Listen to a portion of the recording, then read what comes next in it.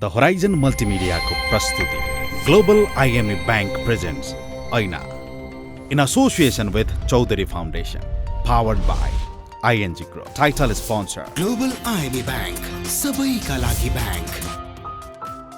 in association with Chaudhary Foundation, powered by ING Group, transforming lives through education. co-sponsored by Machhapuchhre Bank Limited, सबल उत्कृष्ट एवं विस्तारित. supported by 2 p.m. noodles, lights are awesome. fueled by PLO Lubricants, an ISO certified company. education partner Expert Education and Visa Services. Rely on expert.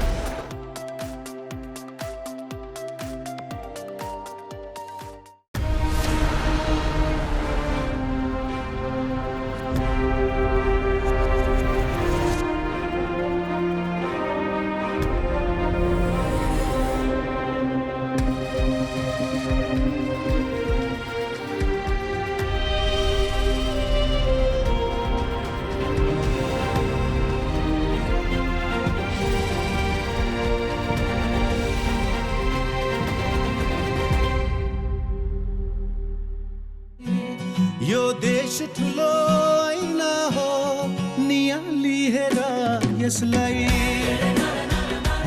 नमस्कार, म विश्व प्रकाश शर्मा कार्यक्रम ऐनामा यहाँहरूलाई स्वागत गर्दछु. तपाईँ हाम्रो बुझाइमा रोग भनेको के हो? शारीरिक बिसन्चो. तर मानसिक रूपमा कसैले असामान्य व्यवहार जब देखाउँछ नि, उसलाई बिरामी जस्तो सोच्दैनौँ हामी. उसलाई असामान्य रूपमा सोच्छौँ, असामान्य मान्छे सोच्न थाल्छौँ, पर्खिन्छौँ, पन्छिन्छौँ, डराउँछौँ. मानसिक रूपमा उसलाई अस्वस्थता भएको छ हामीलाई लाग्दैन. त्यस्तो मान्छे परिवारको कोही बाध्यताले खोरमै पनि थुनिएका छन्. अनि कैयौँ चाहिँ परिवारको, समाजको, राज्यकै पनि तिरस्कारबाट सडकमा पुगेका हुन्छ. आजको कार्यक्रममा हामी बौद्धिक अपाङ्गता र सघन मानसिक रोगको कारण जटिल जीवन बाँचिरहेका मानिसहरूको कथा हेर्नेछौँ. कार्यक्रमको सुरुवातमा तपाईँहरूलाई म एउटा कथा प्रस्तुत गर्न चाहन्छु. कथा भन्दा पनि जीवनको भोगाइको एउटा व्यथा. हामी सबै आफ्ना छोराछोरीको लागि एउटा ओत छोडेर जान चाहन्छौँ नि. आँगनमा छोराछोरी फत्राक फुत्रुक उफ्रिरहन्, उनीहरूको आवाजले आँगनमा, कोठाहरूमा हल्ला खल्ला गुन्जियोस्, भित्ताहरूमा जताततै चित्र विचित्र उनीहरूले कोरेकोले एउटा प्रेम लागोस्, रङ्गियोस्. यस्तो चाहना तपाईँमा ममा हरेकमा हुन्छ. तर मेरो सन्तान बाहिर ननिस्कियोस्, आँगनसम्म पनि नपुगोस्, भर्याङ चढेर माथि नहुक्लियोस् भनेर यो सबै कुरा नगरोस् भनेर सोच्नुहोस् त. एउटा खोर बनाएर उसलाई थुनेर राख्नु पर्यो भने के हुन्छ? मैले केही समय अगाडि रोल्पाको दुर्गम गाउँमा बिर्सना र कर्णबहादुर खत्रीलाई भेटेको थिएँ, जसले आफ्नो सन्तानलाई त्यसरी नै फत्राक फत्रुक खेलुन् भन्दा पनि कहीँ खोर बनाएर राख्नुपर्ने अवस्था भएको थियो. रोल्पाको त्रिवेणी गाउँपालिका 5 लाभ डाँडाका बिर्सना र कर्णबहादुर खत्रीको आँगनमा एउटा खोर छ. यो खोर उनीहरूले चौपाया बाँध्न बनाएका होइनन्. यो उनीहरूले आफ्नै 13 वर्षीय छोरा तिलकका लागि बनाएका हुन्. तिलक जन्मदा ठिकठाक थिए. 1 वर्षको हुँदा अगेनामा परेर जलेका तिलक त्यसपछि सामान्य बालक झैँ हुर्कन सकेनन्, बोल्न सकेनन्, राम्रोसँग हिँड्न सकेनन्, आफ्नै दिसा पिसाब पनि खान थाले. छोरा बिरामी भएदेखि सके जति उपचार गराएका बिर्सना र कर्णबहादुर अहिले पनि छोराले थोरै सहज जिन्दगी बिताउन सक्ने कुनै उपाय छ कि भनेर खोजी गरिरहेका छन्. तिलकका 1 दिदी र 2 बहिनी स्कुल जान्छन्. उनीसँगैका साथीभाइ पनि स्कुल जान्छन्. त्यो देखेर आमा बिर्सना आफूलाई सम्हाल्नै सक्दिनन्. जलेको देखेँ, जलेपछि मैले निकालिसकेपछि बन्द भयो. बोल्न छाडेपछि गाउँलेलाई डाकेँ. मैले गाउँलेलाई डाकेपछि हस्पिटल लगेँ. भगवान्लाई पुकार्दै गर्दा चाहिँ यो चाँडै ठिक होस् भन्ने पुकारा पनि आउँछ, कोही बेला चाहिँ अनि अब यो अब ठिक हुँदैन बरु जाओस् भन्ने पनि आउँछ। कोही बेला त्यही पनि आउँछ सर। अब धेरै अब यसको दिशा दुयादै खाना खुवाएको खै अब सज बिहान सबभन्दा आमालाई हुन्छ नि दुःख फिर। कोही जाने भने त्यही घरभित्र उल्फाल जान्छु।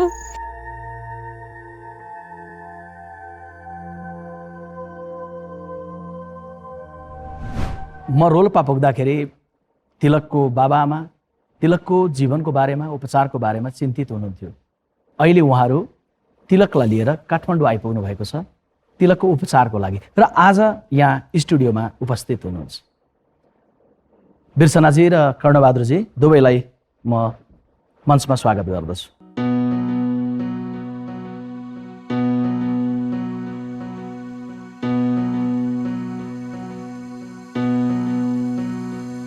बिर्सनाजी, हजुर, छोरालाई लिएर उपचार गर्न काठमाडौँ आउनु भएको छ। यसरी घरबाट कति पछि हो अस्पताल पुग्नु भएको?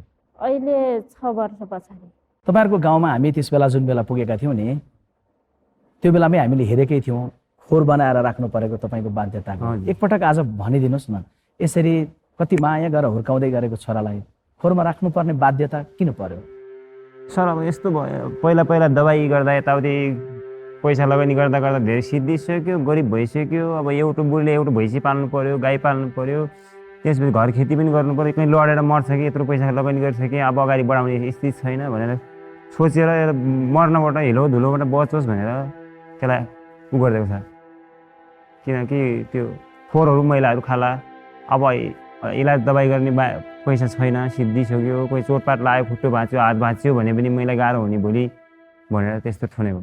सानोमा ऊ जन्मिँदै गर्दाखेरिको चित्र चाहिँ सम्झना छ? कस्तो थियो त्यस बेला, कुन बेलादेखि थाहा भयो यस्तो भएको छ भनेर? 1 वर्ष हुँदासम्म अब त्यस्तो थाहा भएन, राम्रै देख्ने बेला शरीरमा ठिकठाक हात खुट्टाहरू ठिक थियो। 1 वर्ष हुँदैसम्म 1 वर्ष हुँदा अलि जलेपछि इन्डिया लगिएपछि 1 वर्ष दबाई गर्दा गर्दा टाइम सिद्धियो, त्यही पनि बोल्न सकेन, यताउति हिँड्न सकेन। अनि त्यति पैसा धेरै सिद्धिसक्यो, अब छैन, पैसा पनि छैन, घर गृहस्थी पनि सिद्धिसक्यो, अब छैन। आफूले कति मात्रै ऋण तिर्ने के गर्ने भनेर टेन्सनमा भइरहेको थियो, बोर भइरहेको थियो। अब कहाँ हुन्छ के हुन्छ, पछि अहिले हामीले सबै कुराहरू छोडिदिइसक्यौँ। अब बच्चुन्जेलसम्मलाई उसलाई खाना खुवाउने, पिँजरा हुले राख्ने, जहाँसम्म बचाउन सकिन्छ बचाउने। अब दबाई गर्न सकिने छैन अब भनेर हामीले पिँजरा बनाएँ। मैले त्यो हिलोमा जाने, कहिले फाल कुट्ने, कहिले। हामीले त्यस बेला गएको बेला हेरेका थियौँ। बिर्सनाज्यू, तपाईँले सम्झेर भनिदिनुहोस् त, बिहानदेखि बेलुकासम्म साँझसम्म उसलाई कसरी स्याहार गर्नुहुन्छ? अब बिहान उठ्छ अनि चिया खुवाउनुपर्छ, फेरि भात दुधमा भिजाएर खुवाउनुपर्छ कि रोटी भिजाएर खुवाउनुपर्छ। अनि 3 टाइम हो खुवाउनभरि। अब दिसा पिसाब भरि अब थाहा हुन्न, अब घरमा बस्ने कुरा भएन, अब कैबल गर्छ के गर्छ थाहै हुँदैन। अनि अब दिसा पिसाब गऱ्यो भने फेरि बनाउनु सफा गर्नुपर्छ। हामी रोल्पा पुगेको बेला नि तपाईँहरूको आँगनमा कुरा गर्दाखेरि एउटा बाबुको मनले कहिले पो सोच्न सक्छ कि आफ्नो छोरा नरहेको, छोरी नरहेको, होइन? तर साह्रै धेरै पीडा भइसकेपछि एकपटक तपाईँको मनमा भाव पनि आएको थियो, तपाईँको मनमा पनि भाव आएको थियो, हामीलाई पनि भन्नुभएको थियो बरु जान्छ भने मर्छ भने बरु मरोस् भन्ने पनि थियो। त्यस बेला त्यो सोच्नुभयो। अहिले त तपाईँहरू काठमाडौँ आउनुभयो, डाक्टर साहबहरूलाई देखाइरहनु भएको छ, अहिले चाहिँ के छ? मलाई पछि तपाईँहरू गएर यति गर्छौँ यस्तो। तपाईँले म 15 दिन बन्दगीमा राखेँ मलाई कोरोनामा। त्यो कोरोनामा बन्दगीमा हुँदाहुँदै तपाईँहरू पुग्नुभयो, पुगिसकेपछि कोरोना हामी लिएर जान्छौँ बाबु भनेपछि मलाई खुसी लाग्यो। अब केही गर्नुहुन्छ होला, आमा बुवा हाम्रै आमा बुवा जस्तै गर्नुहुन्छ होला भने सोचिरहेको थिएँ। त्यस्तै पनि खुसी भइरहेको थिएँ। अनि त्यही पनि कहाँ लाग्नुहुन्छ होला, के गर्नुहुन्छ होला, हो कि होइन भन्दा काठमाडौँ स्कर्पियोको दाङमा चढिसकेपछि त हाम्रो आमा बुवा त उतै हुनुहुनेछ, काठमाडौँ बस्नु भएको छ। अब मैले ठुलो भाग्य नै सोचिसकेको छु त्यति बेला। अब त्यस बेला हामीले भन्यौँ पनि कि हामी छौँ साथमा भनेर। अहिले उनको उपचार पनि सुरु भएको छ। अब त छोरा मरोस् होइन, छोरा बाँचोस्, मुस्कुराओस् छ नि, होइन? खुसी लाग्यो छैन? ठिक गर्नुहुन्छ भने धेरै धेरै खुसी, एकदम विश्वासमा छु म त अहिले। हवस्, तपाईँहरूलाई कार्यक्रममा आइदिनु भयो, म दुवैजनालाई धेरै धन्यवाद दिन चाहन्छु। नमस्कार।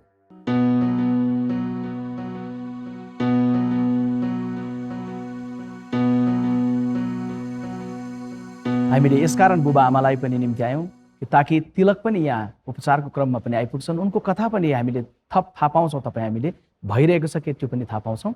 अनि एउटा नवीन सम्भावनाको खोजी गरेर तिलक मुस्कुराउँदै फर्किने एउटा दिन आउँछ भन्ने परिकल्पनाका साथ हामीले निम्त्यायौँ।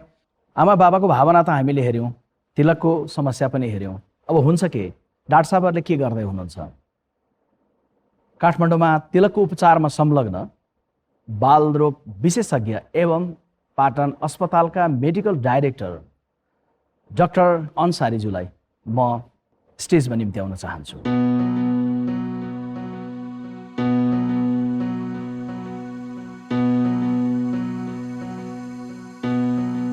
डाक्टर साहब, तिलकको उपचार गराउँदै हुनुहुन्छ, अहिलेको उनको ठ्याक्कै एक्ज्याक्ट अवस्था के हो? यो उसको चाहिँ नि शारीरिक अपाङ्गता एउटा शारीरिक समस्या एउटा, जस्तै ऊ बस्न सकेको छैन, राम्रोसँग हिँड्न सकेको छैन, कुद्न सकेको छैन, कुनै वस्तु टिपेर राम्रोसँग आफ्नै मुखमा हाल्न सकेको छैन आदि। यो चाहिँ फिजिकल प्रब्लम भयो। त्यसपछि अर्को उसको चाहिँ इन्टेलेक्चुअल बौद्धिक क्षमता, इन्टेलिजेन्स, त्यो समस्या। त्यसपछि तेस्रो चाहिँ सोसल इन्टरेक्सन, अरू व्यक्तिसँगको अन्तर्क्रिया, प्रतिक्रिया, सम्बन्ध विकास आदि। सो यो 3टा बेसिक समस्या म देख्दछु। यस्तो अवस्थामा रहेको बालकहरूको उपचार गर्दै गर्दाखेरि मेडिकल साइन्सले विगतमा सफलता त प्राप्त गरिरहेकै छ, हामी आशावादी हुन सक्छौँ? यो यस्तो अवस्थाको कम्प्लिट क्योर, पूर्ण उपचार, निको हुने, सामान्य व्यक्ति जस्तो हिँडडुल गर्न सक्ने, व्यवहार गर्न सक्ने त्यो हो भनेदेखि यसको क्योर चाहिँ छैन। तथापि यसमा जे समस्याहरू छन् त्यसको गम्भीरतालाई के कम गर्न सकिन्छ? यसलाई गम्भीरता कम गर्न सकिन्छ, पुरै समाधान गर्न सकिन्न भने चाहिँ डाक्टर साहब सरल भाषामा भनिदिनुहोस् त, यो रोग हो के? सम्भावित कारणहरूमा रोगकै नाम लिनुपर्दा एउटा सेरेब्रल पल्सी हो, मेरो डिफरेन्सियल डायग्नोसिस एउटा। अर्को चाहिँ नि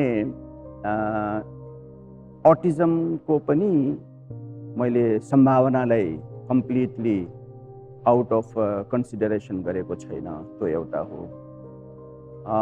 बेसिकली यो 2टा मेरो डायग्नोसिस हो। अब यसलाई चाहिँ नि सेरेब्रल पल्सीमा चाहिँ के हुन्छ भनेदेखि कलिलो ब्रेनमा आघात पुगेर हुने अवस्था हो सेरेब्रल पल्सी भनेको। आमाको पेटमै छँदाखेरि चाहिँ नि केही वंशानुगत अवस्थाहरू हुन्छन्, कन्डिसनहरू हुन्छन्। हस्पिटलमा आइसकेपछि त डाक्टर साहबहरूले डायग्नोसिस गरेर थाहा पाउनुहुने भयो, तर बाबा आमाले जन्मिएको मेरो सन्तानमा यो बौद्धिक अपाङ्गताको सङ्केत छ भनेर चिन्ने कुराको चाहिँ इन्डिकेटर के हो? बौद्धिक अपाङ्गताको चाहिँ नि जन्मिने बित्तिकै कुनै सङ्केत नहुन पनि सक्छ, किनभने बौद्धिकताको प्रदर्शन भनेको समयक्रममा देखिने हो।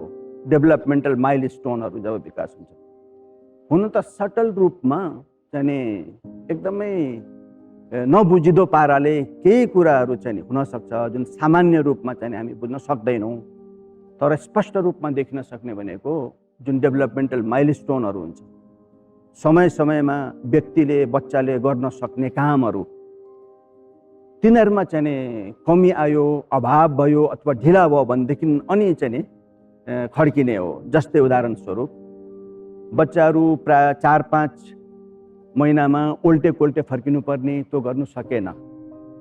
6-7 महिनामा बस्न सक्नुपर्ने, बस्नु सकेन। ब्याबल गर्न सक्नुपर्ने, बाबा डाडा भन्न सक्नुपर्ने 9 महिनामा त्यो गर्नु सकेन। 9 महिनामा बामे सर्नुपर्ने, 4 खुट्टामा त्यो गर्नु सकेन। 12 महिनामा के समातेर उभिनु सक्नुपर्ने, 1-2 पाइला लिन सक्नुपर्ने, त्यो गर्नु सकेन। 1.5 वर्ष भइसक्यो, बच्चा हिँडेको छैन। सो तसर्थ 5-6 महिनापछि चाहिँ अलिकति शङ्का, वर्ष दिन पुगेपछि चाहिँ नि त्यसपछि चाहिँ यो प्रष्ट मेरो बच्चामा चाहिँ केही न केही चाहिँ असामान्य छ भनेर बुझ्ने हो। यो चाहिँ फिजिकलको कुरा भयो। अब बौद्धिक क्षमताको जहाँसम्म कुरा गर्नुहुन्छ, बौद्धिक क्षमताको प्रदर्शन हुने हाउभाउबाट र त्यसपछि भाषा विकासबाट। तिलक रोल्पादेखि यहाँ आइपुगे, उपचारको प्रक्रियामा गयो, उनी एउटा प्रतिनिधि पात्र मात्रै हुन्। देशमा कैयौँ यस्तो घटनाहरू छन्। यसको उपचारसँग सम्बन्धित सहजता कुन रूपमा उपस्थित छ? यस्तो रोगहरूको लागि, यस्तो अवस्थाहरूको लागि चाहिँ नि केही जिम्मेवारी आमा बाउको, पेरेन्टको, केही जिम्मेवारी त्यस समाजको जहाँ यो परिवार बसेको छ केही जिम्मेवारी त चिकित्सकको, चिकित्सा विज्ञानको, जहाँ चाहिँ समस्या हुँदाखेरि जान्छन्, र केही जिम्मेवारी चाहिँ राज्यको हो। यस्तो किसिमको बच्चाहरूको रोगको व्यवस्थापन र उपचारको लागि संरचना विकासदेखि लिएर विभिन्न चाहिँ पात्रहरूको आफ्नो ठाउँमा भूमिकाहरू र जिम्मेवारी छ। त्यस्तै अब अहिले मैले भन्नुपर्दा यो यस्तो किसिमको रोगहरूको बारेमा जनचेतना विकास गर्नको लागि, स्वीकार्यताको लागि, त्यसलाई बुझ्नको लागि र त्यसप्रति उचित व्यवहार प्रदर्शन गर्नको लागि मिडियाको पनि भूमिका म देख्दछु र देख्दैछु। अहिले तपाईँहरूको त्यसमा चाहिँ नि यो जुन भूमिका छ त्यसलाई म सराहना गर्नैपर्छ। हवस् डाक्टर साहब, तिलकको उपचारमा नेतृत्व गरिरहनु भएको छ र आज कार्यक्रम ऐनाको निमन्त्रणमा यहाँ आइदिनु भयो। यहाँलाई म धेरै धन्यवाद दिन चाहन्छु। धन्यवाद।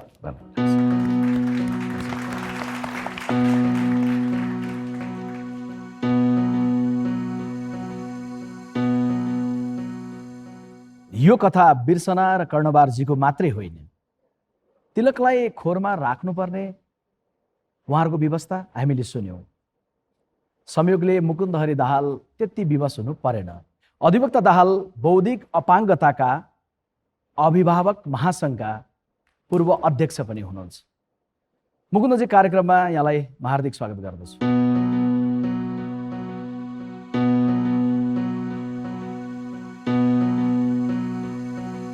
भर्खरै तपाईँले तिलकको कथा हेर्नुभयो।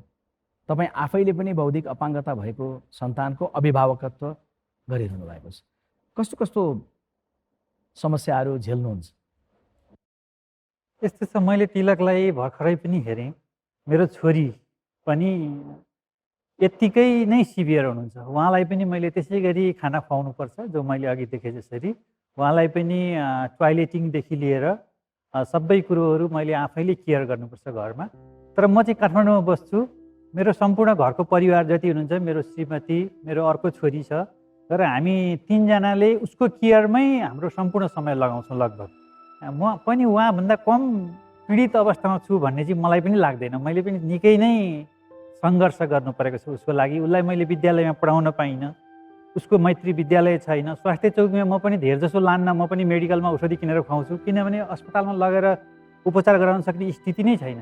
अब उसलाई चाहिँ लिएर गयो, उसलाई, मेरो छोरीलाई अटिजम छ, उसको हाइपर बिहेभियर आउँछ, उसलाई लाइनमा राख्न पनि सकिँदैन। भित्र अस्पतालको त डेस्कहरू पनि ऊ मैत्री छैनन्। अनि उसलाई वेटमा राखेर उपचार गराउन सकिने स्थिति नै छैन। अनि घरमै राखेर उहाँ जस्तै एक किसिमको मेरो घर जति छ त्यो घर कम्पाउन्डबाट बाहिर जाने अवस्था पनि छैन। अनि एक किसिमको अलिक ठुलो खोर जस्तो नै मान्नुपर्ने हुन्छ मलाई। यो एउटा सहरी क्षेत्रको कथा भयो, तिलकको कथा दुर्गम गाउँको कथा भयो। कथा उस्तै उस्तै हो। तपाईँले तुलनात्मक रूपले जे राजधानीमा उपलब्ध हुनुहुन्छ, गाउँमा रहेको यस्तै प्रकारको पीडा भोगिरहेका अरूलाई पनि भन्दै गर्दाखेरि तपाईँ प्रेरित कसरी गर्नुहुन्छ? म चाहिँ मेरो छोरीले नै मैले प्रेरणा मैले पाएँ। जब उसलाई मैले स्कुल भर्ना गर्न सकिनँ, तब मलाई चाहिँ हाम्रो डाक्टर साहब जस्तै मान्छेहरूले, जोसँग मैले चाहिँ डाक्टर साहबहरूसँग म सम्पर्कमा थिएँ, उहाँले चाहिँ कुनै एउटा सेन्टर देखाइदिनु भयो। अनि हामी त्यो सेन्टरमा जम्मा भएपछि हामी अभिभावकहरू अलिक धेरैजना जम्मा भयौँ नि त। त्यसपछि अभिभावकहरूको एक किसिमको संलग्नता भएपछि म वकालतमा पनि यो गरेको मान्छे हुनाले मैले यो केही गर्नुपर्ने रहेछ यसमा भन्ने मलाई लाग्यो र मैले चाहिँ साथीहरू बिचमा सरसल्लाह गरेर एउटा संस्था चाहिँ मैले गठन गरेँ, बौद्धिक अपाङ्गता अभिभावक सङ्घ भन्ने। त्यो संस्थाबाट हामीले चाहिँ उनीहरूलाई केयर गर्ने, डे केयर सञ्चालन गर्ने, जसको लागि चाहिँ तिलक जस्ताहरूले डे केयर त्यहाँ गएर दिनभरि बिताउन सक्ने भए। अनि बिस्तारै त्यो संस्था अलिकति वाइड हुँदै गयो, अलिकति त्यसले रेन्ज फरक लियो। अनि हामीले चाहिँ यसको देशभरि सञ्चालन गर्नु पऱ्यो। अहिले भर्खर हजुरले भने जस्तो अरू जिल्लामा पनि लानु पऱ्यो भनेर हामीले चाहिँ अरू विभिन्न जिल्लामा पनि यस्ता संस्थाहरू गठन गऱ्यौँ। अहिले हामीसँग यो बौद्धिक अपाङ्गता अभिभावक महासङ्घका झन्डै 50 जिल्लामा यसको नेटवर्क छ। तर हामीले ठुलो काम चाहिँ केही गर्न सकेका छैन। यो प्रकारको अवस्था भएका परिवारहरूकै राष्ट्रिय रूपमा नेतृत्व गरिसक्नु भएको छ। तपाईँले राज्यसँग गर्ने अपेक्षा, यसो गरिदियोस् राज्यले भन्ने तपाईँहरूको अपेक्षा के थिए, के छन्? अब तिलक जस्तोलाई के गर्नुपर्छ भने उहाँले, तिलकको आमा बुवाले जसरी चाहिँ उहाँलाई केयर गरिरहनु भएको छ, उहाँलाई चाहिँ सरकारले व्यक्तिगत सहयोगी दिनुपर्छ भनेर हामीले भनिरहेछौँ। कानुन पनि बनि नै सकेको छ, तर कार्यान्वयन हुँदैन। समस्या के छ भने त्यो अहिले के छ, अपाङ्गता अधिकार ऐन भन्ने छ। अपाङ्गता अधिकार ऐन अन्तर्गत नियमावली पनि छ। त्यो अन्तर्गत त्यसले के कल्पना गरेको छ भने नेपालभरिका हरेक वडामा एउटा सामुदायिक सहायता केन्द्र, अपाङ्गता सामुदायिक सहायता केन्द्र खोल्नुपर्छ भनेर लेखेको छ। अब काम मात्रै के छ भने सरकारले वडामा बजेट छुट्याएर त्यो केन्द्र खोलिसकेपछि तिलक जस्तालाई त्यो केन्द्रमा लगेर छोड्न नि सकिन्छ, केन्द्रको मान्छेले तिलकलाई गएर हेर्न नि सक्छ। यस्तो कानुनी अवस्था त हामीले वकालत गऱ्यौँ, विभिन्न किसिमले सरकारसँग चाहिँ दाबी गऱ्यौँ, गरेर त्यो संयन्त्र बनायौँ, तर बजेट छुट्टिँदैन, काम चाहिँ सुरु भएको छैन। हवस् दालजु, कार्यक्रममा आइदिनु भयो, म तपाईँलाई धेरै धन्यवाद दिन्छु। एकदम धन्यवाद धन्यवाद सर।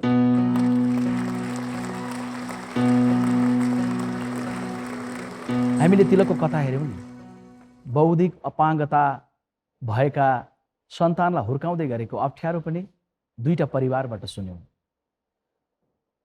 अब हामी अझै सघन मानसिक समस्या भोगिरहेको नागरिक अनि उहाँहरूको परिवारले झेलिरहेको चुनौतीलाई हेर्नेछौँ। तर त्यसभन्दा अगाडि कार्यक्रममा हामी छोटो ब्रेक लिन्छौँ।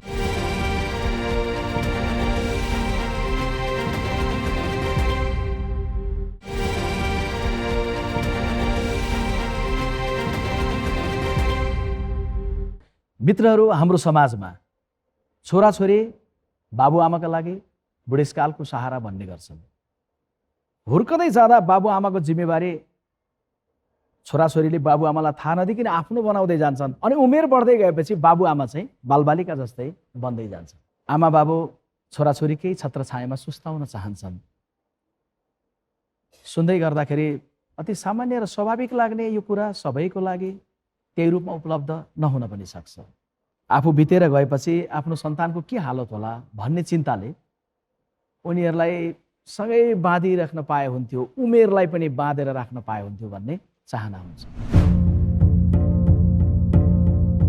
इलाम बरबोटेका डोलमाया र कृष्णलाल न्यौपानेले 70 हिउँद काटिसके, तर सुस्ताउन पाएका छैनन्। यो बुढ्यौलीमा उनीहरूको एउटै चिन्ता छ, आफूलाई तलमाथि भए छोरा ढाका प्रसादको के हाल होला। यस्तोमा अलिकति हामीलाई चाहिँ विस्मत लाग्यो। दिन दशा कारण केले भयो त्यस्तो हामी जान्न सकिँदैन होइन। त्यसो गर्दाखेरि अब यसलाई अब यतिको चाहिँ बनाएपछि हामीले केही हल बाँध्नु नपाए चाहिँ केही राम्रो हुन्थ्यो भन्ने हाम्रो सोच छ।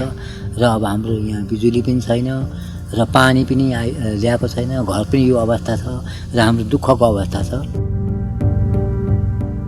झापा बालुवथानका लक्ष्मी र छत्रबहादुर राईको पीडा पनि उस्तै छ। 78 वर्षीय लक्ष्मी र 87 वर्षीय छत्रलाई अब जीवनमा धेरै हिउँद बाँकी नरहेको आभास हुन्छ। उनीहरूको मन छोरा कर्णबहादुरको चिन्ताले झन् चिसो भएर आउँछ। अब हामी मरेपछि कसले पाल्छ? हामी छन्जेल त अब एकजना दाजुभाइ त बस्नै परेछ। हामी पनि अब डक्टरमा लगिरहनु पर्छ, बाबुआलाई मलाई पनि। अनि त्यसको लागि अब दिशा छोर्नु पर्यो, भात दिनु पर्यो त पुरा नानी जस्तो चपक्क छ। के गर्नु र अब यो राम्ररी भएर गरी खाने भए त हामीलाई पनि ढुक्कै हुन्छ नि। कसरी अब जाति कसरी पार्नु? अब त हामी त आज कि भोलि डाँडाको जुन काम भइसक्यो। 10 कक्षासम्म पढाइमा निकै तेजिला ढाका प्रसाद एकाएक बिरामी परे। असामान्य व्यवहार देखाउन थाले। 3 छोरी र 1 छोराका आमा बुबा डोलमाया र कृष्णलालले के भयो बुझ्नै सकेनन्। सानोमा राम्रो थियो, यस्तै हो, सिधा लाइनले जान्थ्यो, स्कुलबाट पुरस्कार लिएर आउँथ्यो, सिधा लाइनको। यो फटाइ छटाइ नगर्ने कोहीसँग ठिकमा हिँड्थ्यो भन्थे सरहरू पनि। अनि ठिकमा आउँदाखेरि लेख्नै बसिहाल्थ्यो। खाजा खाइस् के नानी भनौँ, खाएको छुइनँ अहिले खाउँला न भन्थ्यो, लेख्न बस्थ्यो। खालि लेख्ने पढ्ने, धेरै जस्तो चाहिँ कामभन्दा पनि लेख्ने पढ्ने गरेर 15 वर्षमा 10मा पुगेको। 6 भाइ छोरामध्ये काइला कर्णबहादुर राई पनि पढाइमा अब्बल नै थिए। 9 कक्षा पढ्दै गर्दा उनले बिस्तारै मानसिक सन्तुलन गुमाउँदै गए। पढ्दा पढ्दा 9मा राम्ररी पढ्दै थियो। अनि त्यो सरले पनि, त्यो जोगी सर भन्यो त भाउजू यो केटा त माथा खराब भयो त राम्रो पनि पढ्दैन, खालि निङ मात्रै खोज्छ, बोलाउनु हुँदैन भनेर भन्थ्यो। त्यहाँबाट पढ्नै छोड्यो त्यत्तिकै। स्कुल पढाएको सर उता फर्किँदा पछाडि नाच्थ्यो अरे, फेरि नाच्ने अरे साथी, नाच्ने अरे, गीत मात्रै गाउने अरे, त्यस्तो भइहाल्यो। ढाका प्रसाद मानसिक सन्तुलन गुमेपछि दुधे बालक झैँ आमा बुबा जता गयो उतै पछि पछि जान थाले। दुःख जिलो गरेर गुजारा चलाइरहेका आमा बुबाले छोरालाई खोरमै समेत थुन्न पर्यो।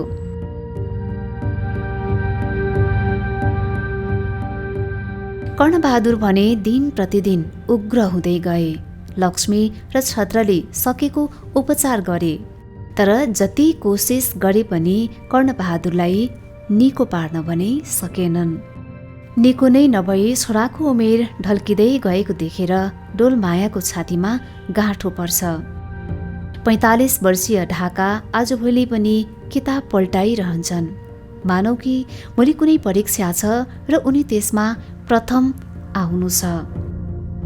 43 वर्षीय कर्णबहादुर भने खोरभित्रै यताउता हिँडिराख्छन्। कुनै बेला बाहिर चिहाउँछन्, कुनै बेला आफ्नै नङ कोट्याइरहन्छन्। लक्ष्मीले छोराको बोली नसुनेको पनि वर्षौँ भइसक्यो। साथीसँग हिँड्नु बोल्नु यस्तो अब हामीसँग खुल्ला छैन। अनि एक्लै रात पनि रातै दिन पनि रातै त्यसमा बसेपछि त कानी होला नि त। अब बोल्नु बिर्स्यो होला, खानु त भोक लाग्दा अब खान्छ। अब कोसँग बोलोस्, घरिघरि बेहोसमा हाँस्छ। अनि के भन्नु त, के हो के नि। अब आफ्नो अस्ताउँदो उमेरले डोलमाया र कृष्णलाललाई अत्यास लाग्न थालेको छ। लक्ष्मी र छत्रलाई पनि मृत्युको भयले उत्तिकै सताउँछ। आफू बितेपछि छोरालाई कसले हेरिदेला अनि आफ्नै अघि छोरा ठिक पो भइहाल्छ कि, यही चिन्ता र आशामा उनीहरू अल्झिरहेका छन्।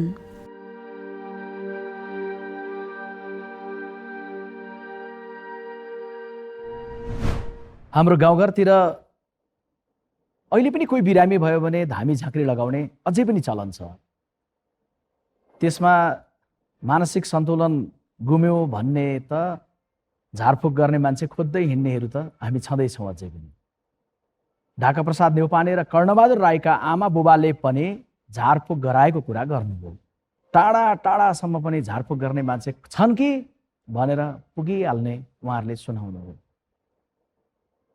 हामी भगवान पुकार्छौँ नि, मन्दिर मस्जिद चर्च गुम्बा जो जेमा विश्वास गर्छौँ नि तपाईँ हामी त्यहाँ गइहाल्छौँ। यस्तो भएपछि यो मन्दिर तपाईँले पक्कै चिन्नुभयो। जनकपुर धाममा रहेको यो जानकी मन्दिर हिन्दू धर्मावलम्बीका लागि एउटा तीर्थस्थल हो। तर धार्मिक आस्थाको यो केन्द्रमा एउटा अपत्यारिलो जनविश्वास या भनौँ अन्धविश्वासले जरा गाडेको छ। त्यो हो जानकी मन्दिर परिसरमा कसैलाई थाहा नभएको एउटा त्यस्तो गल्ली छ जहाँ झुक्किएर पनि मानसिक सन्तुलन गुमेका व्यक्ति पुगे भने निको भएर फर्किन्छन्। थाहै नभएको गल्लीमा पुग्नासाथ गुमेको मानसिक सन्तुलन फर्किन्छ भन्नेमा जानकी मन्दिरका सहमहन्त रामरोशन दासलाई पुरापुर विश्वास छ। त्यो ठाउँ भने निश्चित चाहिँ कसैले त्यो कुनै अवलोकन गरेर त्यसलाई रिसर्च गरेको छैनन्। तर यो मन्दिर वरिपरि परिसर भित्रदेखि बाहिर यताउति यस्तो ठाउँ छन् जुन ठाउँमा स्पर्श भएपछि उसले निको हुन्छन्। प्राय यस्तो कति पागल त 10 दिनसम्म 1 महिनासम्म एकदम जोरको उसको पागलपन हुन्छन्, तनाव हुन्छन्, सन्तुलन गुमाएकाहरू एकै दिनमा परिवर्तन आउँछ। त त्यो परिवर्तन आउनु त्यो कुनै ठाउँको चमत्कार हो। हामीहरूको हृदयमा त्यस्तो मान्यता छन्। गुमनाम गल्लीमाथिको विश्वासकै कारण कतिपय परिवारले मानसिक सन्तुलन गुमेका आफन्तलाई जनकपुर धाममा ल्याएर छोडिदिन्छन्। ती परिवारका सदस्यले ठान्छन् आफ्नो मान्छे त्यो जादुमय गल्लीमा कुनै दिन पुग्नेछ अनि फर्किएर आउनेछ। त्यसरी परिवारबाट छाडिएकाहरू यो सहरको हिस्सा बन्छन् र भोकै प्यासै यत्रतत्र घुमिरहन्छन्। हामीले केही स्थानीय बासिन्दालाई भेट्यौँ अनि सोध्यौँ यो अन्धविश्वासमा किन यति गहिरो विश्वास। यी दाबीहरू सुन्नुहोस् त, तपाईँलाई पनि रोचक लाग्न सक्छ। जनकपुरमा बाहिरको मान्छे आउँछ नि, जुन पागल हुन्छ, कोही बाउला हुन्छ, जसको दिमागै ठिक हुँदैन, त्यो जनकपुर वरिपरिमा कुन ठाउँ यस्तो छ जस ठाउँमा गयो भने त्यो एकदम निको भइहाल्छ। एगो दूध बेचैवला छलै एहि जगह, उ एनाहि पगला हो गेलै साफ, ओहो जानकी मन्दिर आबै छलै, ओहो बढ़िया हो गेलै हे जानकी मन्दिरमे घुमैत घुमैत। उ ठाउँै एहन जगह केकरो पत्ता नहीं। चिकित्सा विज्ञानले हासिल गरेका उपलब्धिलाई व्यवस्था गर्ने गरेका यस्ता मान्यताले हामीलाई कतै अँध्यारो सोरुङतर्फ लैजाँदै त छैन।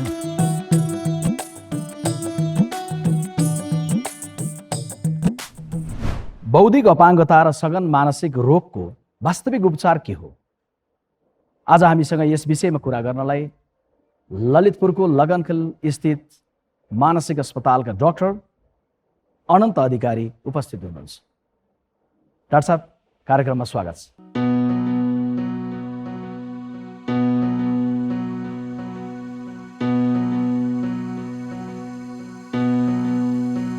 जनकपुरको रिपोर्ट अहिले भर्खर हेर्नुभयो। हजुर। मेरो त कामै छैन भने जस्तो लागेन?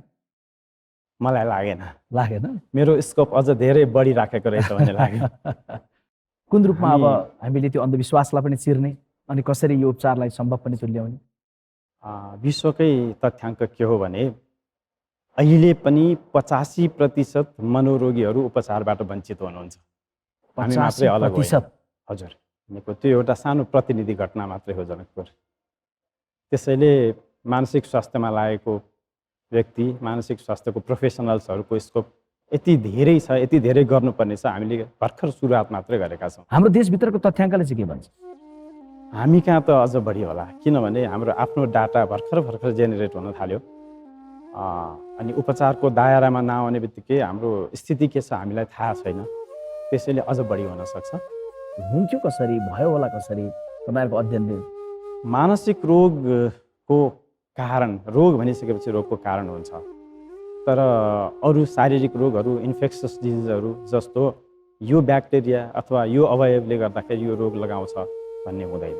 बायोलोजिकल, साइकोलोजिकल र सोसियल इस्युहरूले कम्बाइन्ड रूपमा चाहिँ रिजल्ट उत्पादन गर्ने हो मनोरोग। कर्ण र ढाकाको कथा हेर्दै गर्दा एउटै समानता के देखियो भने नि डाक्टर साहब? हजुर। सानोमा जुन प्रकारको अवस्था थियो त्योभन्दा ठुलो उमेर बढ्दै गयो, उनीहरू आक्रामक अझै हुँदै गए। के यो उमेरसँग पनि सम्बन्धित हुन्छ? मानसिक रोगले कुनै उमेर, लिङ्ग, समुदाय भनेर छोड्दैन। तर बहुसङ्ख्यक मनोरोगहरू चाहिँ कस्ता हुन्छन् भने व्यक्तिको हुर्कने, पढ्ने, करियर बनाउने बेलामा नै यिनीहरूले आक्रमण गर्छन् र बिस्तारै छिप्पिँदै गएपछि मान्छेलाई विकलाङ्ग बनाउँछ। त्यसैले हामीले सुरुमै किशोरावस्थामै, अझ बाल्यकालमा नै त्यस्ता लक्षणहरू पिकअप गर्न सकियो, तिनीहरूलाई आइडेन्टिफाई गर्न सकियो र उपचारको दायरामा ल्याउन सकियो भने यो मेजर बल्क, हाम्रो बिरामीको बल्कलाई चाहिँ घटाउन सक्छौँ, उत्पादनशील बनाउन सकिन्छ। मित्रहरू, कार्यक्रम ऐनामा यो देशको तस्बिर हेर्ने क्रम जारी रहनेछ केही बेरको ब्रेकपछि। धन्यवाद डाक्टर साहब। Thank you.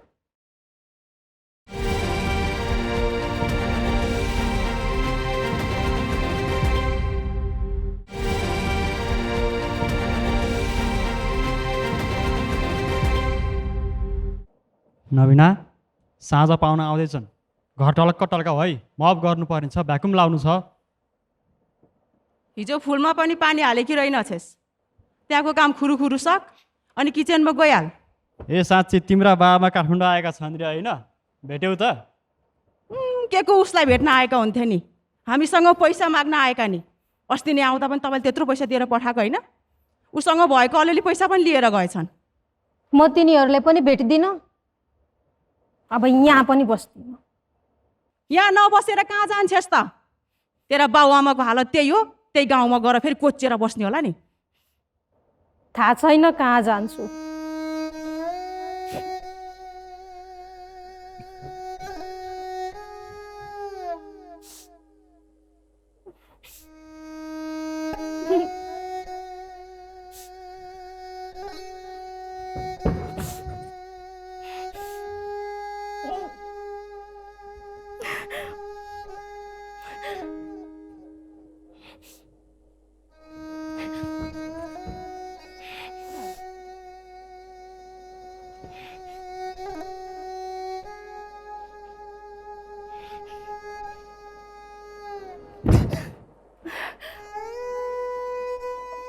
म अब यहाँ बस्नै चाहन्न।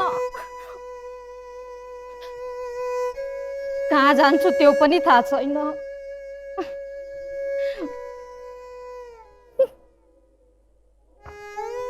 के भयो कि यस्तो खोज खबर हत्तोपत्तो केही पनि छैन है ठोली? त्यही त मलाई हामीले के यहाँ किन पठाएको? त्यही त 2-4 रुपियाँ यसो भर्तेकोस् भनेर होइन? हो नि। अघिल्लो महिना के पैसा नपठाएको? खै कति छ पैसा हामीलाई? तिमीहरूले पैसा मात्रै चाहिएको छ, म होइन। तिमीहरू तिमीहरूलाई पैसा र गहना चाहिएको होइन? यो पैसा र गहना लिएर कुरुक्क यहाँबाट निस्किहाल। म तिमीहरूको अनुहार पनि हेर्न चाहन्न। ठुलो नलागेस्, राम्रोसँग काम गरेर बस। कति ठुलो लाग्ने भयो यो केटी।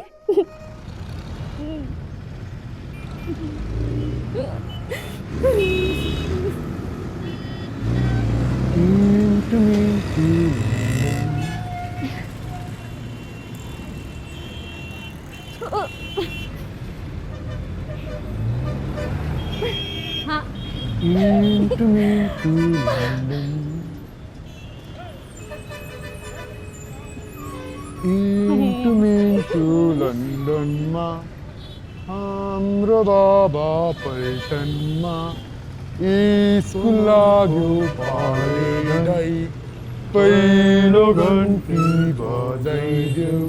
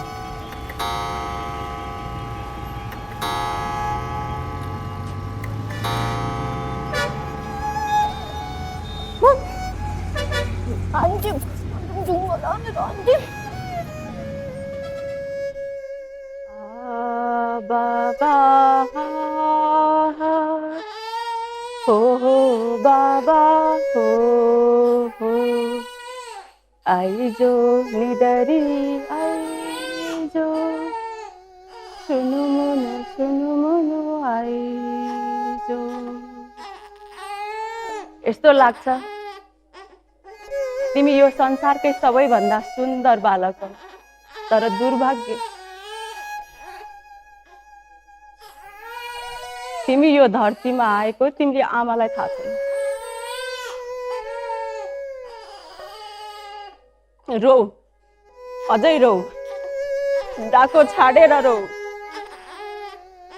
तर मलाई भन्न देऊ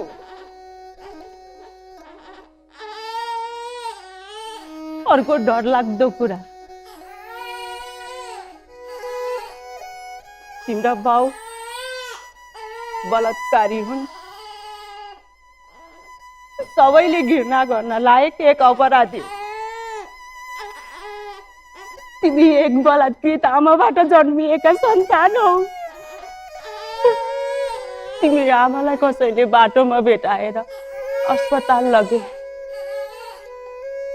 तिमीलाई हामीले यहाँ सुरक्षित ल्यायौ। तिमी आमालाई कसैले उपचारको लागि मानसिक अस्पताल लगे। तिमी अभागी आमा अनेकौं हिंसाको कारण पागल भइन्, पछि बलात्कृत भइन्, अनेकौं दुःख पाइन्।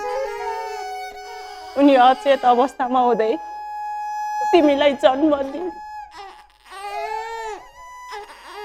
अहिले हामीलाई थाहा छैन उनलाई कसरी भनौं तिमी उनको सन्तान हौ भनेर।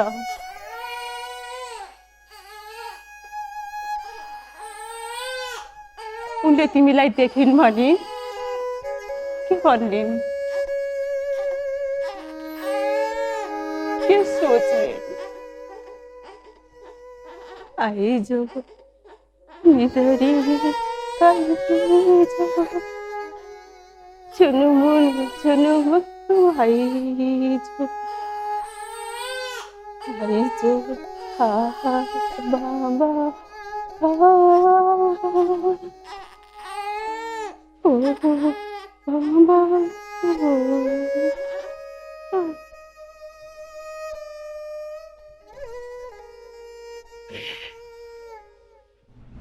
मित्रहरू, यो नाट्य रूपान्तरण हेरेपछि हामीले उनको परिचय किन गोप्य राखेका थियौँ भनेर तपाईँहरूले थाहा पाइहाल्नुभयो। आफूमाथि के भयो, कसले गर्यो, उनलाई केही पनि थाहा छैन। हामीलाई पनि त्यो कालो दिन बिर्सेकै बेस भन्ने लाग्न सक्छ। अपराधीले खोजेको पनि फेरि त्यही हो। तर उनको सम्झनामा नभए पनि उनीमाथि भएको अपराध तपाईँले हामीले बिर्सिन मिल्दैन। अघि नाट्य रूपान्तरणमा जो हेर्नु पनि मानसिक सन्तुलन गुमाएकी हाम्रो समाजकी एउटी छोरी, मानसिक सन्तुलन गुमाएको अवस्थामा उनीमाथि बलात्कार भयो। उनलाई त्यो बलात्कारको अर्थ थाहा छैन। उनी गर्भवती भइन्, उनले बच्चालाई जन्माइन्। 2 वर्षको सानो बच्चा अहिले छ। न आमालाई ममत्व थाहा छ, न बच्चाले आमाको माया त्यो रूपमा पाएको छ। मित्रहरू, सघन मानसिक रोगको उपचारका लागि सर्वसुलभ अस्पताल नहुँदा एउटा छोराले आफ्नो बाबुको उपचारका लागि केसम्म गर्नु पर्यो? सल्यानको एउटा कथा सुरेश साहुको मुखबाट सुनौँ। सुरेशजी, कार्यक्रममा यहाँलाई स्वागत छ।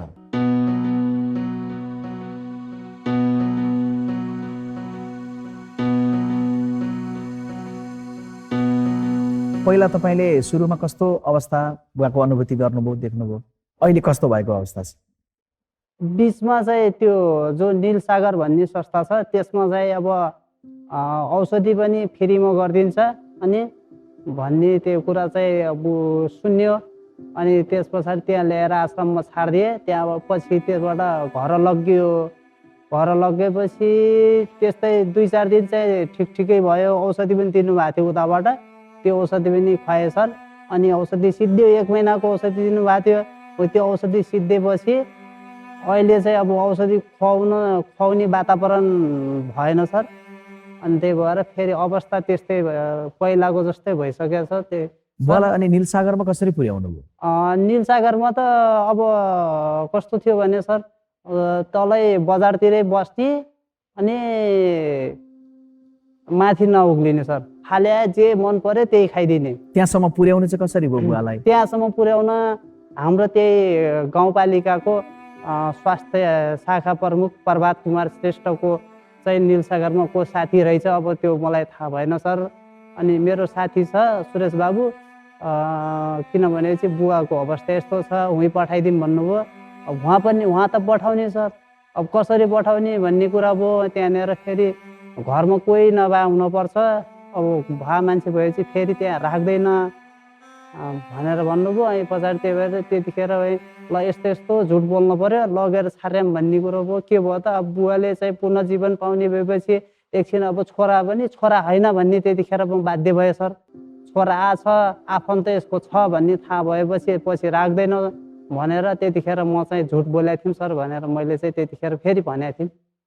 10 वर्ष अगाडिसम्म त बुवा ठिकै हुनुहुन्थ्यो। ठिकै हुनुहुन्थ्यो सर। त्यस्तो के घटना अचानक भयो जसले मलाई यसरी गम्भीर असर गर्यो? अब त्यति कुरा त मलाई पनि थाहा भएन सर। म घरमा थिएन, म बाहिरतिर थिएँ। म पनि त्यस्तै भएर बिरामी भइएर अनि पछाडि फेरि म घरमा आएँ। म आउँदाखेरि चाहिँ अब रक्सी खाने, घुम्ने, पहिला त्यस्तै कलिअलि काम गर्ने भयो। बिचमा फेरि काम गर्न छाडेपछि अनि फाल्या खाने, घरमै नआउने, अनि कपडा छराएर हिँडिदिने। तपाईँको पिताजीको सघन मानसिक रोग, हजुर, अनि तपाईँले उपचारमा लागिरहनु भएको, गरिरहनु भएको प्रयत्नको बारेमा हामीसँग एउटा भिडियो क्लिप छ, यता हेरौँ है एकछिन।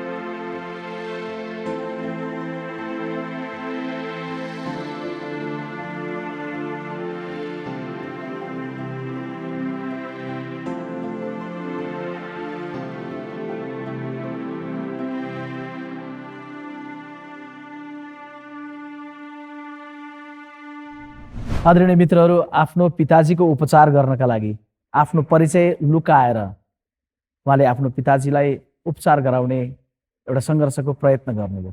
तपाईँलाई म कार्यक्रममा सहभागिताको लागि धन्यवाद दिन चाहन्छु। Thank you sir. चाँडै तपाईँको पिताजीलाई राम्रो हुन्छ। सघन मानसिक रोग बेहोर्नुभएका, उपचार गरेर ठिक हुने क्रममा रहनुभएका उहाँहरूको परिवार र सम्बन्धित व्यक्तिले कस्तो अनुभव राख्नुहुन्छ, अब हामी एकैछिन त्यसबारेमा हेर्नेछौँ। म अहिले बिरामी भएर यस मानसिक हस्पिटलमा आइपुगेँ। आउँदाखेरि मलाई धेरै सुधार भइसक्यो। मलाई यहाँ नराख्ने भन्छ। अहिले पनि मलाई देवी देउता चढिसकेका छन्, किनकि भर्खर मैले तपाईँहरूसँग भेटेर केही कुराहरू सिकेँ र केही कुराहरू सिकाउँदैछु र तपाईँहरूदेखि केही कुरा लिँदैछु। किन भनेपछि मैले मेरो एम भनेकै देशको सेवा गर्ने, गरिब दुखीलाई माथि राख्ने थियो।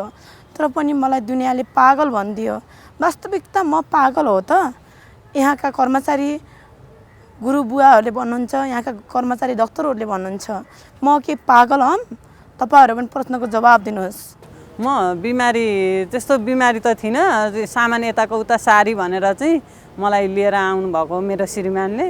अरू त त्यस्तो खासै बिमारी छु जस्तो लाग्दैन मलाई। अहिले पनि औषधि खाइरहेको छु, जस राम्रो भइरहेछ। सबभन्दा मलाई टेन्सन भएको भनेको यो समाजको टेन्सन हो।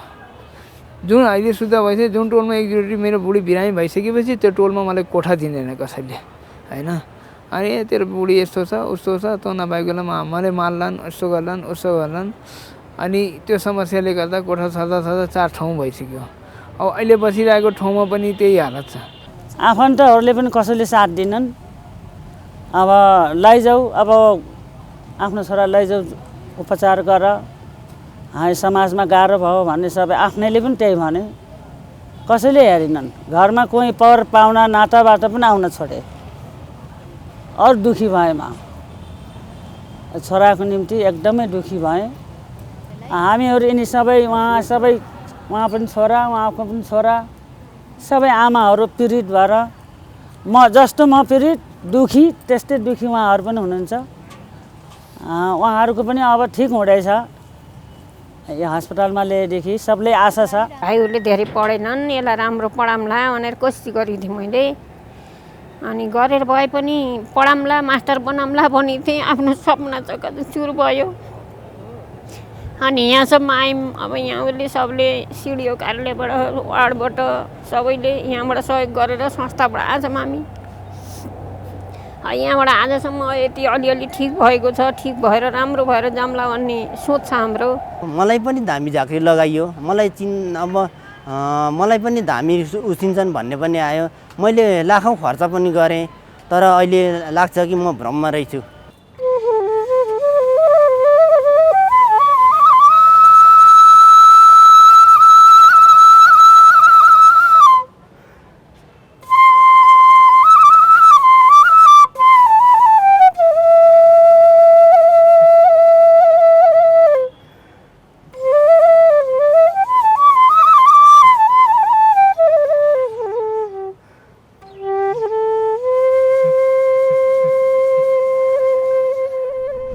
जब परिवारको कोही सदस्य सघन मानसिक रोगको शिकार बन्छ, त्यसको दायित्व स्वाभाविक रूपमा त्यो परिवारको हुन्छ। परिवारले त हेर्ने नै भयो, तर सबैको परिवार त्यही रूपमा सक्षम नहुन सक्छ। त्यस्तो अवस्थामा त्यो व्यक्तिप्रतिको दायित्व कसको? उसको समस्या बुझिदिने कसले कुन रूपमा जिम्मेवारी निर्वाह गर्ने? यसबारेमा हामी संवाद गर्नेछौँ, थप छलफल गर्नेछौँ यो ब्रेकपछि।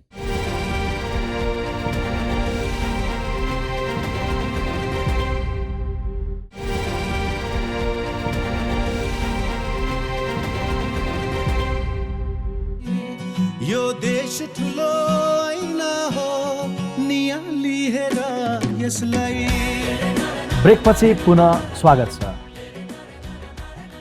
हामी कहाँ सघन मानसिक रोग भएकाहरूको उपचारका लागि सर्वसुलभ अस्पताल पनि छैन। नेपाल सरकारले 2053 सालमा बनाएको नीति नै मानसिक रोग सम्बन्धी एकमात्र नीति हो। 2053 सालको नीतिमा कुल जनसङ्ख्याको 20% मानिसमा कुनै न कुनै प्रकारको मानसिक शिकायत रहेको उल्लेख छ। त्यो भनेको आजको मितिमा झन्डै 60 लाख जनसङ्ख्या हो। त्यसमा पनि 2%मा सघन मानसिक समस्या रहेको अनुमान छ। 25 वर्षमा यो सङ्ख्या कति बढ्यो होला? सरकारले मानसिक स्वास्थ्यको क्षेत्रमा के गरिरहेको छ? हामीसँग स्टुडियोमा स्वास्थ्य सेवा विभाग अन्तर्गत नसर्ने रोग तथा मानसिक स्वास्थ्य शाखाका प्रमुख डाक्टर फणीन्द्र बराल उपस्थित हुनुहुन्छ। डाक्टर साहब, म यहाँलाई कार्यक्रममा स्वागत गर्न चाहन्छु।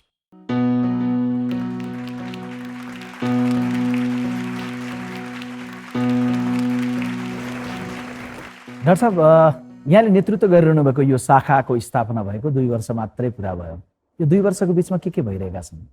यसमा विशेष गरेर हामीले हाम्रो सबभन्दा ठुलो त जनशक्तिको कुरा, हाम्रो स्वास्थ्यकर्मीहरूलाई मानसिक स्वास्थ्यको बारेमा आम पब्लिकको उनीहरूको व्यथा सुनिदिने, उनीहरूको कथा चाहिँ आफूले चाहिँ मनन गरिदिने र उनीहरूलाई कम्तीमा पनि उनीहरूसँग सँगै बसेर उनीहरूका मनोभावना बुझिदिने, संयमता डेभलप गर्ने खालको स्किल डेभलप गर्नको लागि हामीले विभिन्न प्रकारका मानसिक स्वास्थ्य सम्बन्धीका मोड्युलहरू डेभलप गरेर उहाँहरूलाई ट्रेन्ड गर्ने र यो चाहिँ उहाँहरूको माध्यमबाट आम जनतासँग पुग्ने हाम्रो मुख्य ध्येय रहेको छ। डाक्टर साहब, अब यो 53 सालमै नेपालको जनसङ्ख्याको 20% मानसिक रोगको समस्या देखिएको थियो। अब त्यो बेलादेखि यहाँसम्म आइपुग्दै गर्दाखेरि त्यो उपचार गर्नलाई जुझ्नुपर्ने डाक्टर साहबहरूको सङ्ख्या चाहिँ निजीमा सरकारीमा सबैतिर गरेर 100 + 30-31 जना मात्रै छ। कसरी धान्दै हुनुहुन्छ?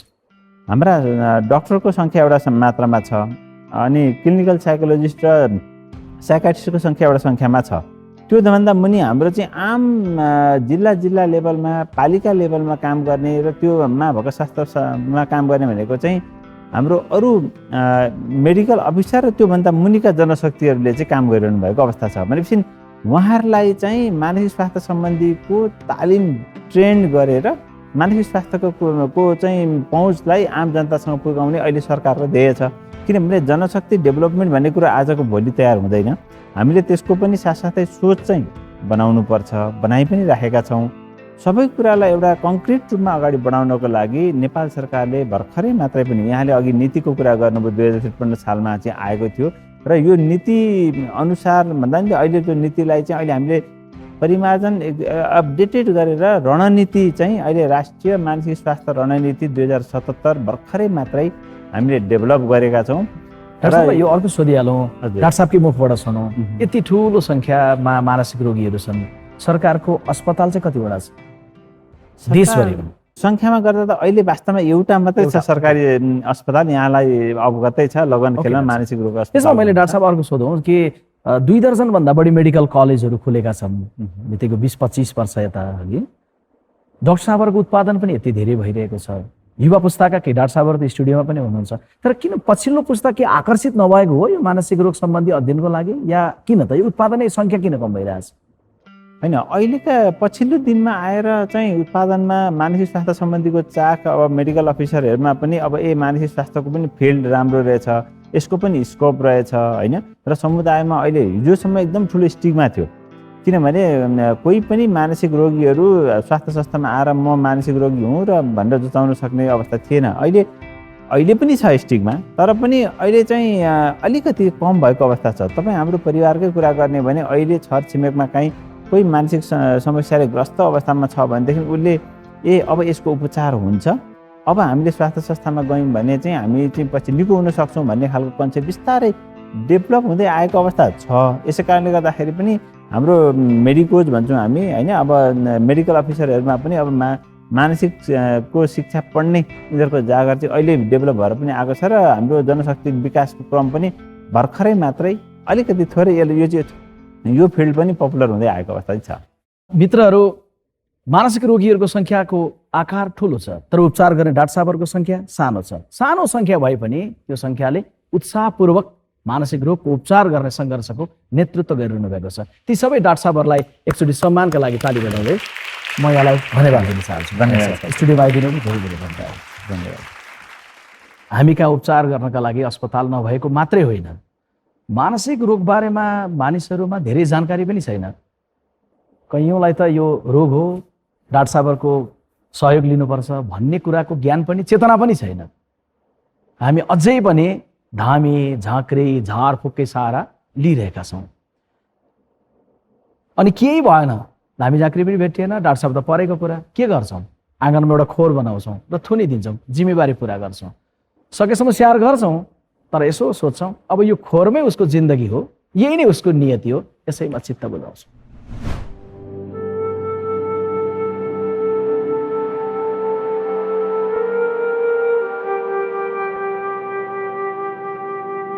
तेत्तीस वर्षीय रमिला तामाङ खोटाङको बास्थला गाउँमा बस्छिन्।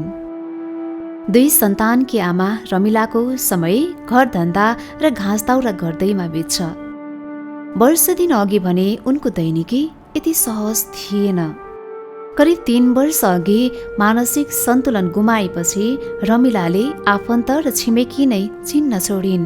उनी जताततै हिँड्ने, जथाभावी बोल्ने र मान्छे देख्ने बित्तिकै जे भेट्यो त्यसैले हान्ने गर्थिन्। यस्तो अवस्थामा परिवारले रमिलाको रेखदेख गर्न सकेन र खोर बनाएर राख्यो।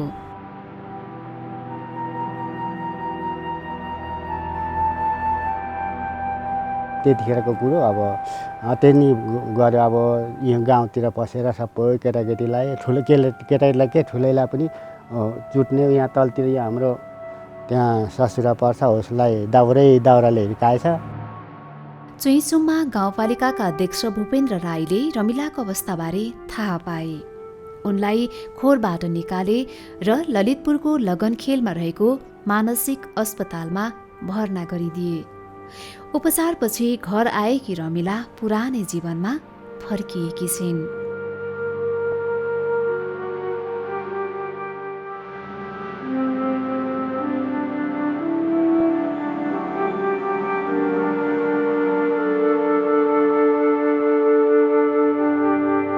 हजुर त गर्छु सर।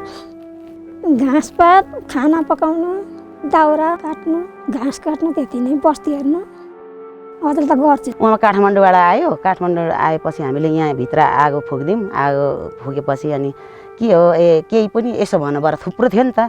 उसले यस्ता आलु मकै थुप्रै भएर थुप्रै फलेको थियो त्यति बेला होइन, फलाएको थियो उसले। खोइ मेरो छोरा, खोइ भैँसी, खोइ बाख्रा, खोइ सुँगुर सबै खोजेको भएर आएर आएकै दिन। रमिलालाई खोरमा थुन्नु पर्ने अवस्थामा पुगेको परिवारलाई उनी कुनै दिन निको हुन्छन् भन्ने आशै थिएन। तर स्थानीय सरकारको पहलमा उनले उपचार पाइन्। बिरामी हुँदा उनीदेखि तर्सिएर भाग्नेहरू अहिले अचम्ममा परेका छन्। उनको परिवारमा खुसी फर्किएको छ।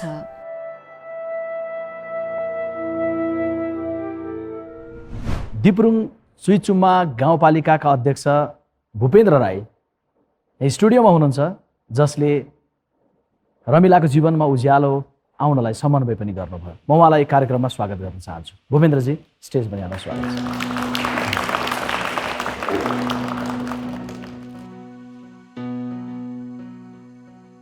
गाउँमा पुगेको स्थानीय सरकारले चाह्यो भने गर्न सक्दो रहेछ भन्ने एउटा उदाहरण तपाईँले दिनुभयो। रमिलाजीको कथा कसरी थाहा पाउनुभयो, कसरी उपचार गराउनुभयो, अहिले के अवस्था छ र देशभरिका गाउँपालिकाका प्रमुख उपप्रमुखहरूलाई सारमा भन्नु पर्यो भने के भन्नुहुन्छ? होइन, अब रमिलाजीको समस्या चाहिँ हामीले गाउँपालिकाले विनियोजन गरेको बजेटहरूको अनुगमन गर्ने सिलसिलामा रमिलाजीलाई थुनिरहेको अवस्थामा हामीले भेट्यौँ।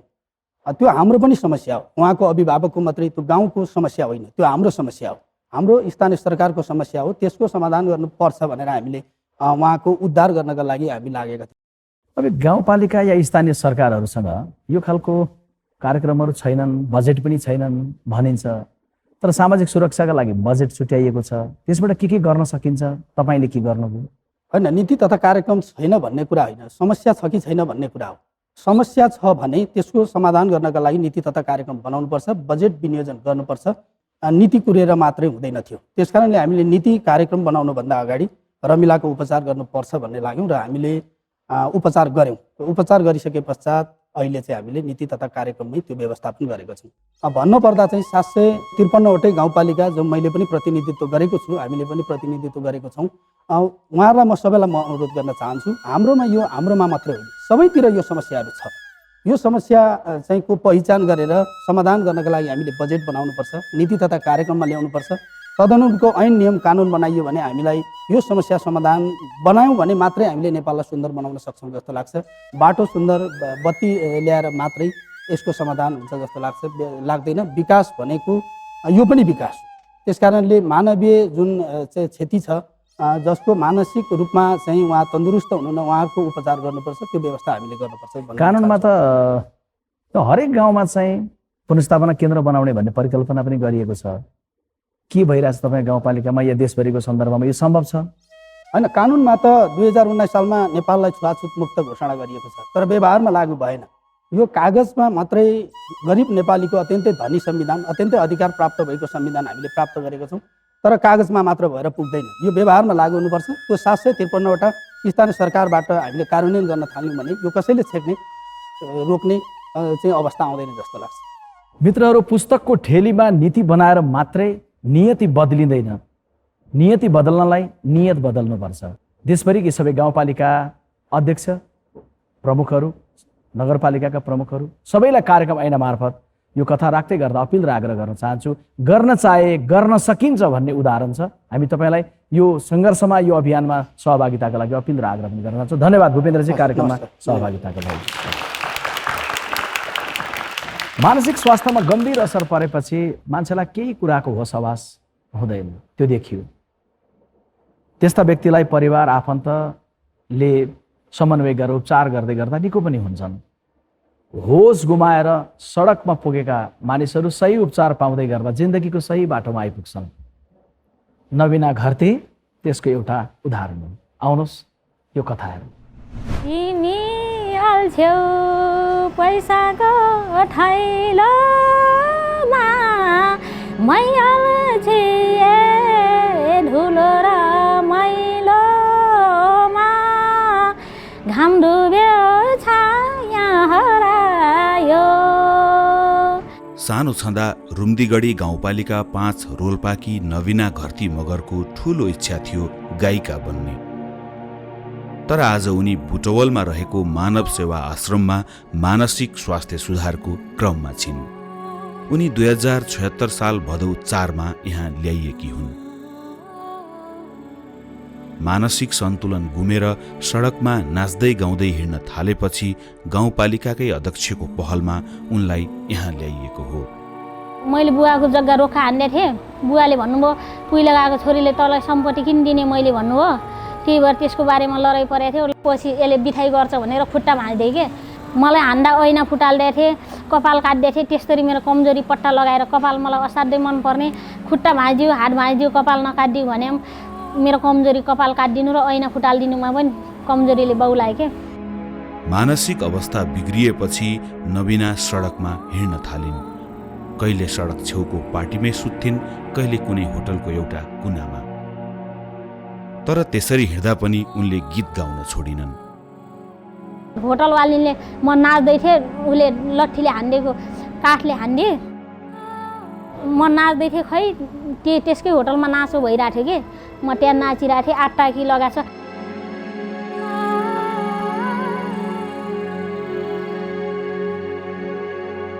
अहिले नवीनाको मानसिक अवस्था धेरै हदसम्म ठिक भइसकेको छ। अहिले त उनी आश्रममा अरूको हेरचाह पनि गर्छिन्। जीवनको ठूलो खाल्डोबाट निस्किएर फेरि हिँड्न थालेकी छिन् उनी।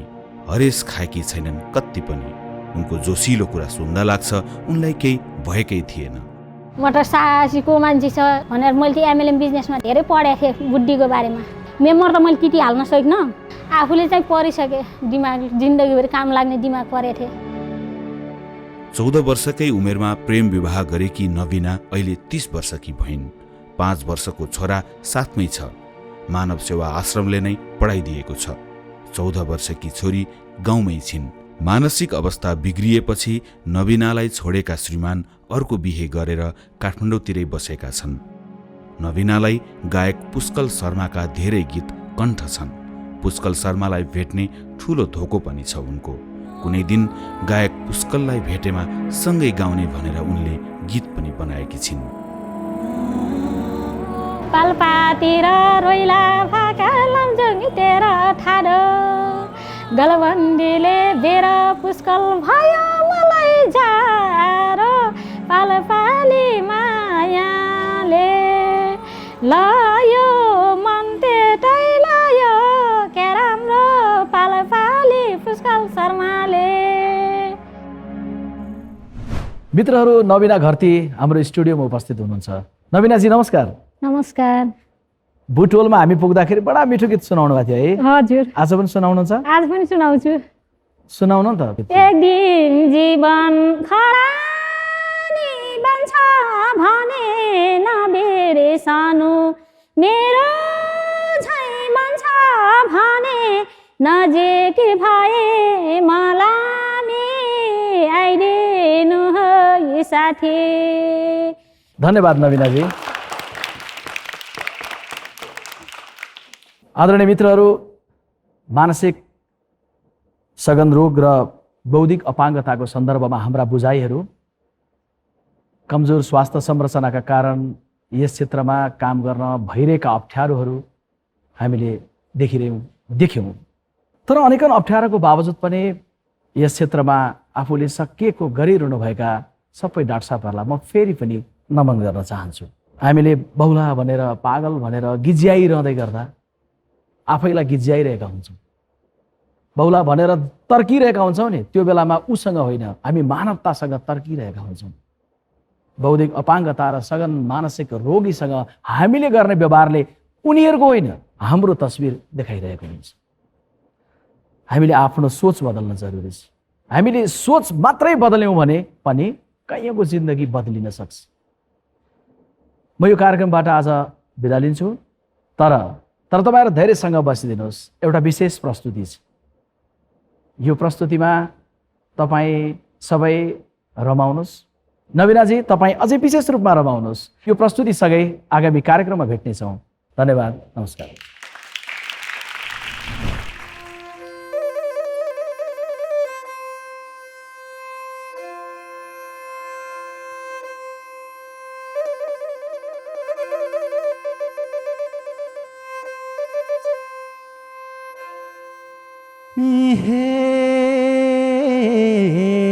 हेरिरहन्छु हेर्न ताइनामा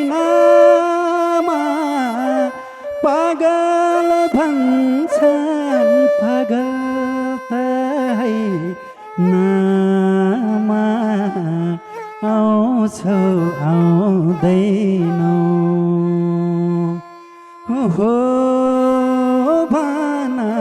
निर्माया आउँछौ आउँदैन पक्कै मर्छु देख्न पाउँदैन हेर्न ताइनामा पागल भन्छन् पागल नामा आउँछौ आउँदैन हो भन निर्माया आउँछौ आउँदैन पक्कै मर्छु देख्न पाउँदैन हे भागे तिमी सँगसँगै हिँड्ने छ अब तिमीलाई संसारले चिन्ने छ आउँछौ आउँदैन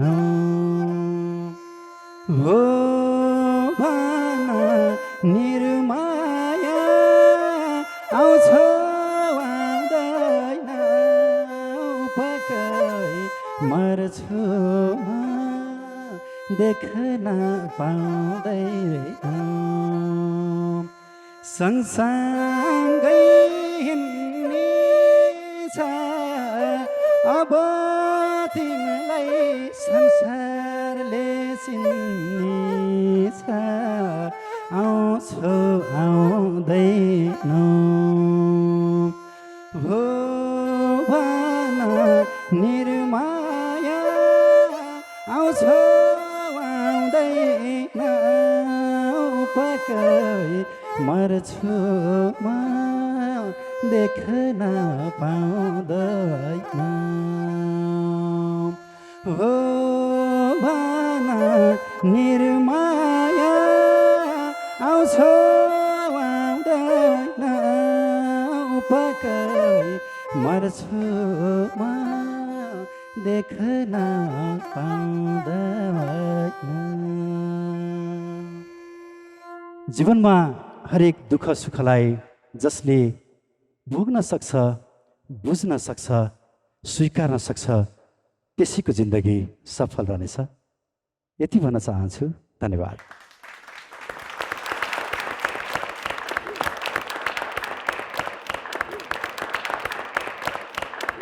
स्कुल नमस्कार। हे परीक्षामै जाने भयो छोरा, पुष्कल शर्माका भेटिन्छन् होला, आउँछौ आउँदैन हो भन निर्माया आउँछौ आउँदैन पक्कै मर्छु म देख्नै पाउँदैन। आहा, कति मिठो गाउनुभयो। धेरै धेरै धन्यवाद छ।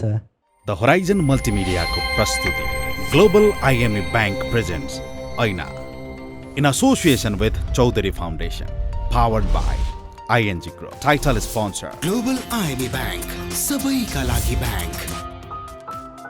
In association with Chaudhary Foundation. Powered by ING Group, transforming lives through education. Co-sponsored by Machapusri Bank Limited, Sabal, Utkrishta, Evam Vistarit. Supported by 2 PM noodles, life's awesome. Fueled by PLO Lubricants, an ISO certified company. Education partner Expert Education and Visa Services. Rely on expert.